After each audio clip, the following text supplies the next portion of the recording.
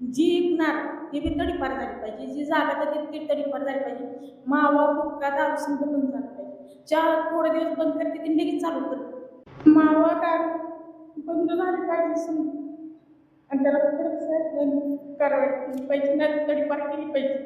पण मला सुद्धा मारले फासून दारू पिऊन. तर लहान लेकरं सुद्धा दारू पितात. तर असं आयुष्य तर बरोबर व्हायला तर काय करायचं? दारूमुळे पाक उद्ध्वस्त घरगुती काय होतं? मी डॉक्टर अमृता आबासाहेब रणदिवे, लोकनियुक्त सरपंच, ग्रामपंचायत तुंगत, तालुका पंढरपूर, जिल्हा सोलापूर. आज आम्ही इथे 15 ऑगस्ट दिवशी उपोषणाला बसलो आहोत. ग्रामपंचायत सरपंच, उपसरपंच आणि ग्रामपंचायतचे सदस्य आम्ही सर्वजण इथे उपोषणाला बसलो आहोत. या उपोषणामागचं कारण असं आहे की आम्ही 15 दिवसांपूर्वी निवेदन दिलं होतं. राज्य उत्पादन शुल्क आहे, पोलीस निरीक्षक आहेत किंवा उपविभागीय पोलीस अधिकारी आहेत, जिल्हाधिकारी आहेत, सर्वांना आपण प्रांत अधिकारी आहेत, तहसीलदार आहेत, सर्वांना निवेदन दिलं होतं की आमच्या गावामध्ये, तुंगत गावामध्ये जे अवैध धंदे चालू आहेत तर ते सर्व धंदे बंद करावे, हे आमची मागणी होती. त्यासाठी निवेदन दिलं, परंतु आतापर्यंत तरी काही दखल शासनाने घेतली, प्रशासनाने घेतलेली नाहीये. तर त्या निवेदनामध्ये आमच्या प्रमुख 3 मागण्या होत्या. पहिली म्हणजे की जे काही अवैध धंदे आहेत ते जिथे चालतात तिथल्या जागा सील करणे, त्यासोबतच ते जागा ज्यांच्या मालकीच्या आहेत त्यांच्यावरती गुन्हा दाखल करणे आणि अवैध धंदे जे चालू आहेत, जे चालवतात त्यांच्यावरती गुन्हे दाखल करून तडीपार करणे, अशा प्रमुख 3 मागण्या आहेत. कारण बऱ्याच वेळा आम्ही निवेदन दिली आहेत, परंतु त्याचा काही उपयोग झालेला नाही. प्रत्येक वेळेस आम्हाला केराची टोपली दाखवलेली आहे. तरी आमची एकच आता ही म्हणजे शेवटचा हा अंतिम क्षण आहे आमच्यासाठी. कारण का, तर बऱ्याच वेळा आम्ही निवेदन दिले, सगळं केले, आता सहनशक्तीच्या बाहेर आहे. कारण आमच्या गावामध्ये बघितलं तर प्रत्येक महिला ज्यांच्या घरी दारू पिणारे व्यसनाधीन पुरुष आहेत, तर त्या महिलांना इतका अत्याचार सहन करावे लागते. त्यासोबतच त्यांची आर्थिक परिस्थिती सुद्धा हालाकीची होते. सोबतच घरामधलं वातावरण हे ताणतणावाचं होतं. त्यासोबतच लहान मुलांवर वाईट संस्कार लहानपणी पडतात आणि त्यासोबत त्यांचं शैक्षणिक सुद्धा वातावरण घरामधलं बिघडतं. त्यामुळे जी पुढची पिढी आहे ती सुद्धा खराब होत आहे. तर याला कुठेतरी आळा बसला पाहिजे आणि भावी पिढीचा विचार करता आम्ही हा निर्णय घेतलेला आहे.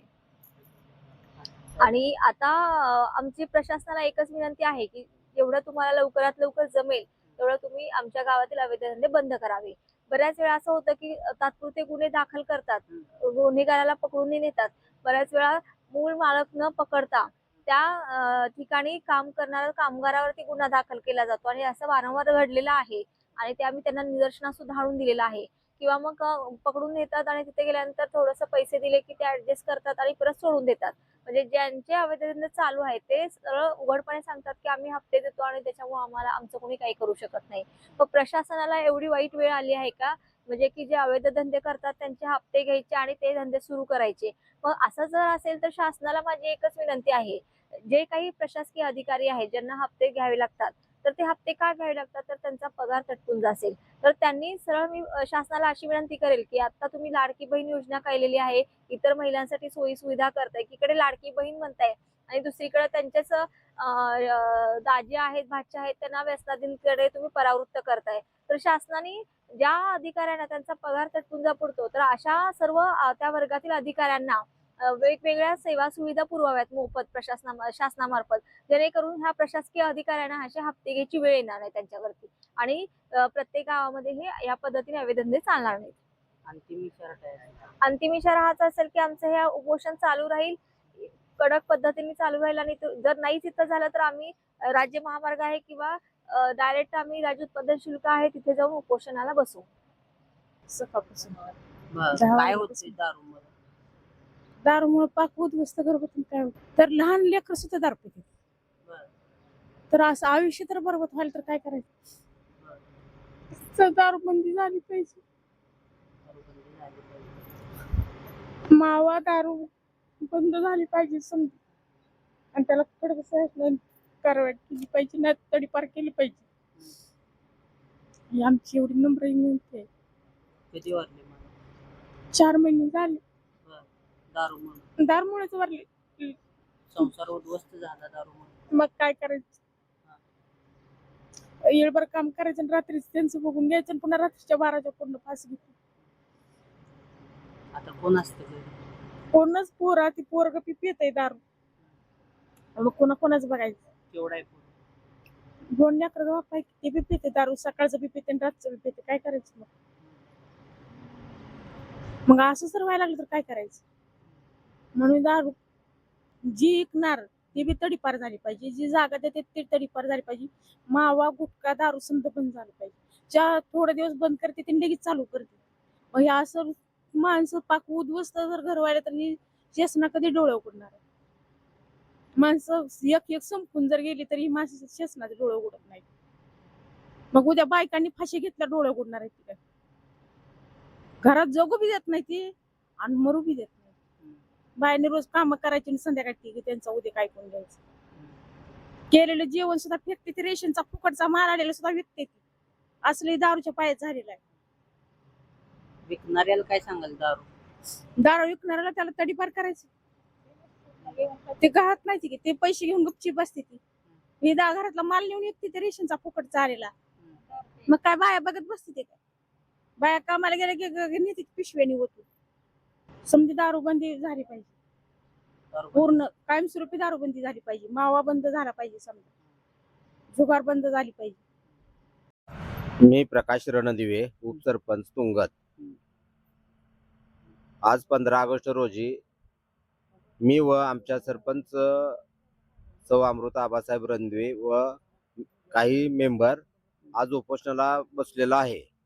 उपोषणाला बसायचं कारण म्हणजे आमच्या गावामध्ये जे काय अवैध धंदे राजरोषपणे चालतात त्याचं कुठंतरी पोलीस प्रशासन आणि उत्पादन शुल्क विभागाने दखल घेऊन ते बंद करणे गरजेचे होते. वारंवार आम्ही पाठपुरावा करतोय आणि त्यांना सांगतोय बाबा बंद करा बंद करा, पण त्यांच्याकडून काही मनावाचा प्रतिसाद मिळत नाही.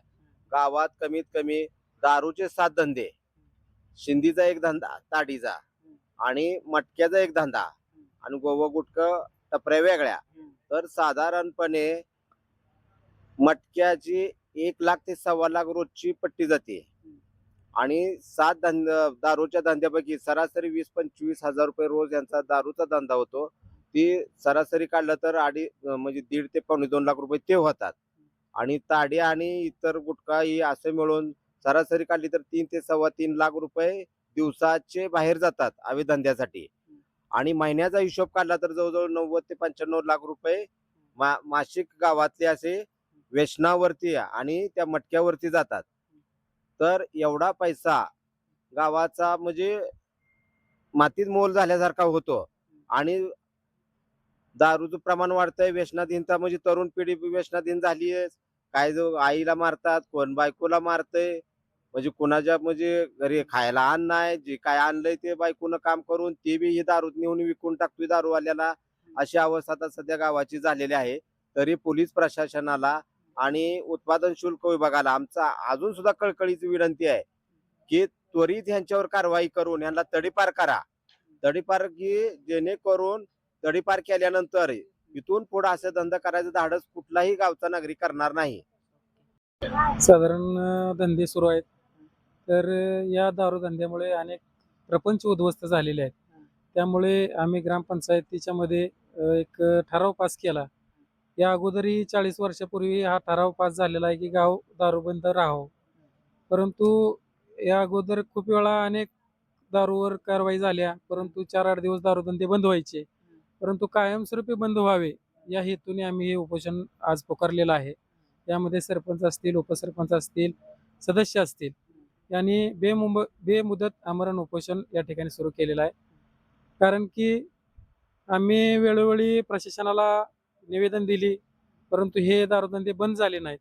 आता आमची प्रामुख्याने मागणी आहे की हे जे दारू विकतात त्यांच्यावरती तडीपारीचा गुन्हा दाखल करून त्यांना तडीपार करावे आणि ज्या कोणी त्यांना दारू व्यवसाय करण्यासाठी जागा दिली किंवा दुकान भाड्याने दिले ज्यांनी दुकान भाड्याने दिले आहे त्या जागा मालकावरतीही कारवाई करून त्या जागा मालकांवर कारवाई करावी अशी प्रशासनाला आमची विनंती आहे. बतासराव महादेव वणसाळे, ग्रामपंचायत सदस्य.